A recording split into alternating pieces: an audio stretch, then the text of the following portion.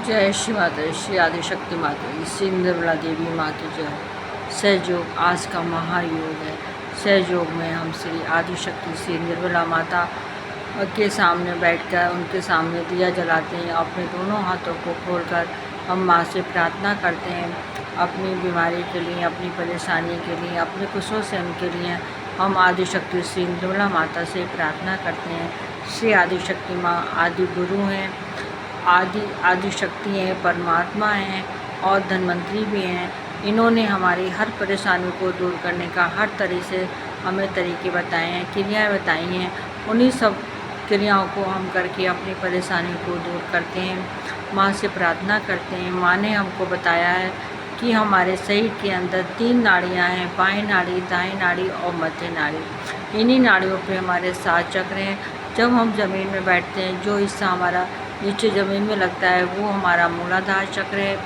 दूसरा पेट और जांघ का जोड़ हमारा स्वादिष्ठान चक्र, नाभि हमारा नाभि चक्र है, हृदय हमारा हृदय चक्र, गला हमारा विशुद्धि चक्र है, माथा हमारा आज्ञा चक्र और तालु भाग हमारा सहस्त्रार है। इस प्रकार से ये 7 चक्र हमारे तीनों नाड़ियों पर हैं।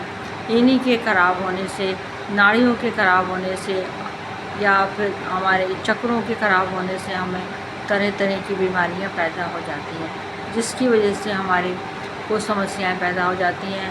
हमारे को कुछ समझ में नहीं आता है कि बीमारी हमें क्यों हो रही है, कैसे हो रही है, लेकिन होता सब इन्हीं चक्रों के और नाड़ियों की खराब होने से ही होती है सारी बीमारियां। अब आज मैं आपको कुंडलिनी माँ के बारे में बताऊंगी। जो मैं आपसे कहती हूँ कि हम जब हम माँ के सामने बैठते हैं, ध्यान करते हैं, तो हमारी कुंडलिनी माँ जागृत होती हैं। तो कुंडलिनी माँ क्या है? सहयोग जो है हमारे साइंस के ऊपर आधारित है।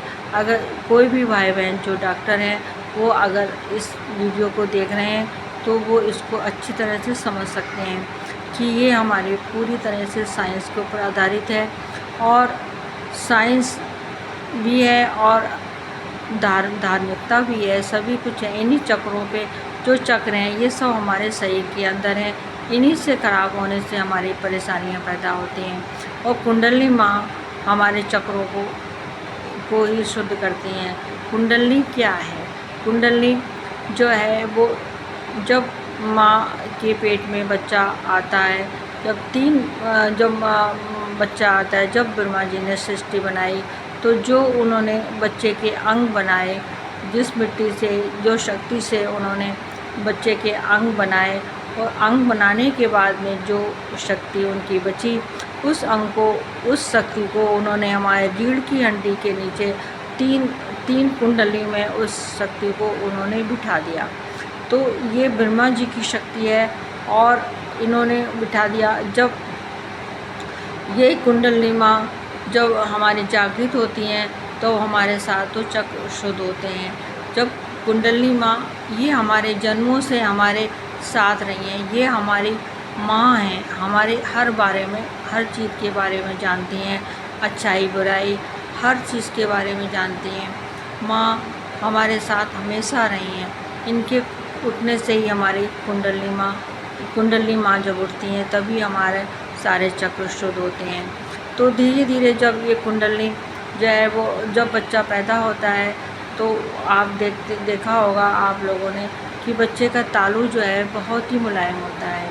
तो उस समय क्या होता है कि ये शक्ति जो बच्चों को इसीलिए कहा जाता है कि बच्चे भगवान का रूप है, क्योंकि जब ये तालू भाग उसका खुला होता है, कुंडलिनी उस जो है परमात्मा से मिली होती है। बच्चे का संबंध भगवान से रहता है जब बच्चा छोटा होता है।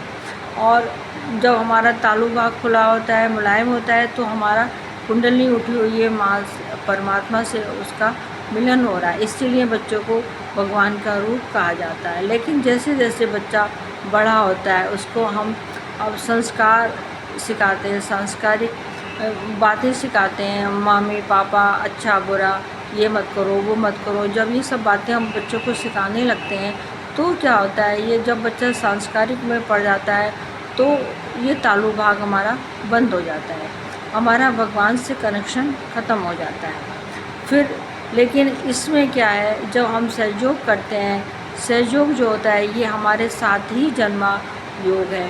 तो ये जब हम सहयोग करते हैं ये बहुत ही सरल है, बहुत ही सहज है।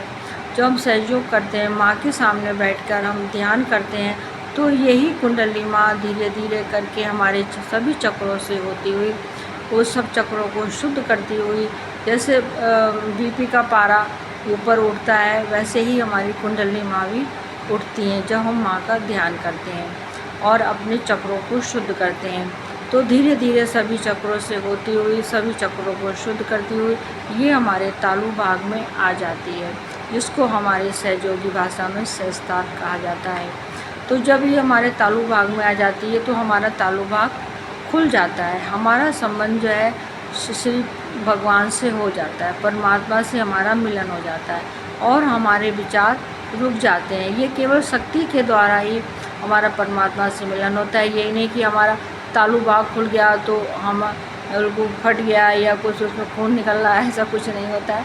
केवल शक्ति ही जो है वो परमात्मा से जाके मिलती है। जो ब्रह्मा जी ने शक्ति अपनी रखी नीचे, वही शक्ति जाके परमात्मा से मिलती है और हमारा संबंध भगवान से हो जाता है। उतनी देर के लिए हम ध्यान मगन हो जाते हैं, हमारे विचार रुक जाते हैं, ना हम भूतकाल के बारे में सोचते हैं, ना ही हम भविष्य काल के बारे में सोचते हैं। वरना आदमी जो है या तो भूतकाल के बारे में ज़्यादा सोचता है, उसने ऐसा करा, उसने वैसा करा, या फिर भविष्य के बारे में सोचता है, मैं ये करूँगा, मैं वो करूँगा। इस प्रकार की वो प्लानिंग बनाता है, योजनाएं बनाता है और भविष्य काल के बारे में सोचता रहता है।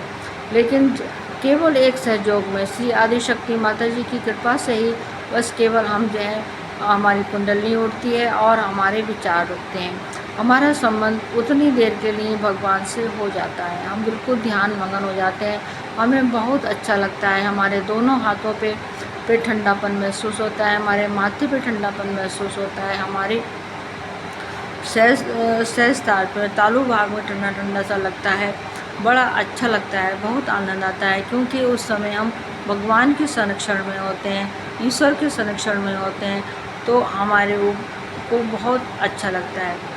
जब हमारा ध्यान हटता है तो हम विचार हमारे इधर उधर जाने लगते हैं, तो हमारी कुंडली माँ नीचे आके बैठ जाती हैं। तो इसी प्रकार जब हम कुंडली माँ से प्रार्थना करते हैं कि माँ हमारी कुंडली माँ को जागृत कर दीजिए, अपने चक्रों को शुद्ध करते हैं, अपनी गलतियों के लिए माफ़ी मांगते हैं माँ से कि माँ हम जाने कितनी गलतियाँ करते हैं जाने अनजाने में, तो इन सब के लिए हमें माफ़ी मांगनी चाहिए माँ से सबसे पहले कि माँ हमने आज जो भी गलतियाँ की हैं, जो भी हमने किसी के लिए गलत सोचा है, गलत करा है, उस सब के लिए आप हमको क्षमा कर दीजिए। तो माँ हमको क्षमा कर देती हैं और हमारी कुंडली माँ जागृत होने लगती है। हमारे चक्र शुद्ध, जैसे आप अपने चक्रों को शुद्ध करेंगे वैसे ही आप मूलाधार चक्र से अपने चक्रों को शुद्ध कीजिए। मूलाधार चक्र शुद्ध कीजिए, फिर स्वादिष्टान चक्र शुद्ध कीजिए, फिर नाभि चक्र, फिर हृदय चक्र, फिर आज्ञा चक्र, विशुद्धि चक्र, फिर आज्ञा चक्र, फिर सहस्त्रार। इस प्रकार से जैसे जैसे आप चक्रों को शुद्ध करते जाएंगे उसी प्रकार हमारी कुंडली माँ जागृत होती जाएगी और सहस्त्रार पर आके परमात्मा से हमारा मिलन करा देती हैं। तो हमें माँ का ध्यान करना चाहिए, उनके सामने अपनी प्रार्थनाओं को रखना चाहिए। आदि शक्ति माँ साक्षात हमारे सामने होती हैं जब हम उनका ध्यान करते हैं और हमको महसूस भी होता है। इसमें जो माँ ने बताया है वो सब चीज़ें हमको महसूस होती हैं, इसमें कोई धोखा या कोई फरेब वाली बात नहीं है। और ना ही इसका ध्यान करने से आप सेंटर पर जाएंगे तो आपका कुछ पैसा लगेगा, कुछ भी नहीं लिया जाता है। सेंटर पे जाके तो और भी अच्छा ध्यान लगता है और कुंडली माँ हमारी जल्दी जागृत हो जाती हैं और हमारी समस्याओं का समाधान जल्दी हो जाता है। तो इसलिए हमको सेंटर पे भी अवश्य जाना चाहिए और माँ के सामने फ़ोटो के सामने बैठकर दिया जला कर उनसे प्रार्थना भी करनी चाहिए। तो हमें ये दोनों काम करने चाहिए। जब हम ये काम करते हैं तभी हमारी समस्याएं दूर होती हैं।